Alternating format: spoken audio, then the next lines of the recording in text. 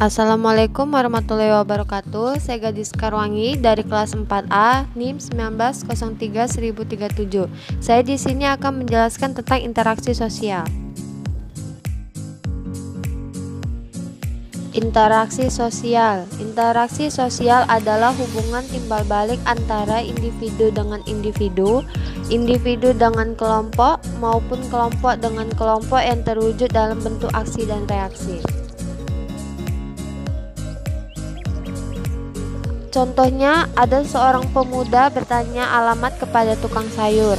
Kemudian, tukang sayur tersebut menjawab dan menunjukkan alamat yang dimaksud oleh pemuda tersebut.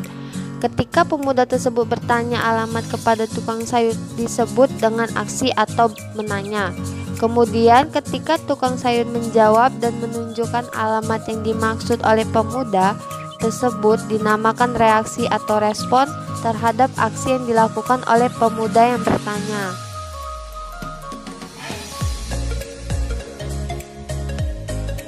Aksi adalah orang yang bertanya atau menanya, dan reaksi adalah respon atau menjawab.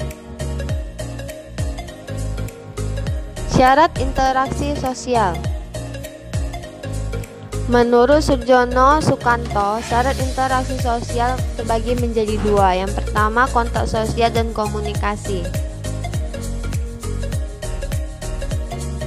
Yang pertama, kontak sosial. Kontak sosial adalah cara atau aksi yang dilakukan oleh individu atau kelompok ketika berinteraksi dengan orang lain dalam bentuk isyarat yang dimengerti oleh si pelaku dan si penerima membalas atau merespon atau reaksi terhadap aksi yang dilakukan.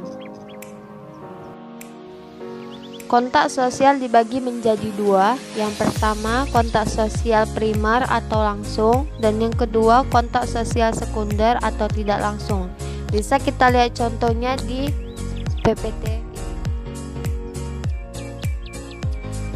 Yang kedua, komunikasi. Komunikasi adalah proses saling memberikan informasi yang dilakukan secara verbal atau berbicara langsung dan nonverbal atau bahasa isyarat, seperti melambaikan tangan, kedip mata, bersiul, senyum, dan lain-lain.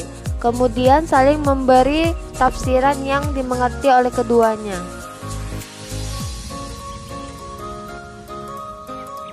Interaksi tidak akan terjadi jika hanya dengan kontak saja. Oleh karena itu, dalam interaksi sosial harus ada komunikasi.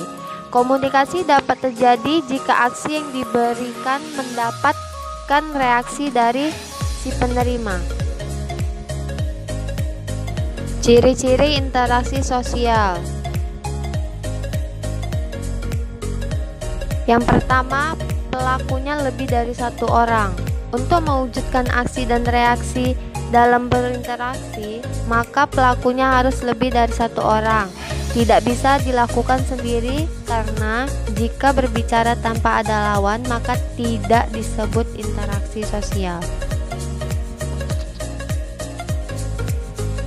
Yang kedua, ada simbol yang digunakan. Segala sesuatu yang dimengerti oleh lawan bicara kita, salah satu contohnya adalah bahasa.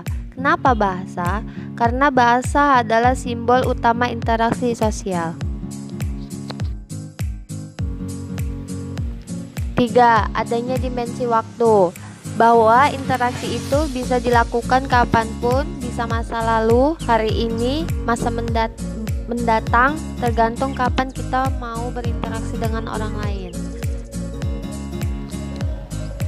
Yang keempat, mempunyai maksud dan tujuan yang jelas. Setiap interaksi yang dilakukan oleh individu pasti memiliki tujuan tertentu yang ingin diucapinya.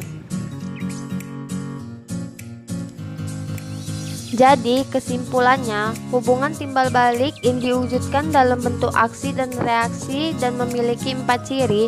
Interaksi harus dilakukan minimal 2 orang, memiliki simbol, adanya dimensi waktu, dan memiliki tujuan yang jelas.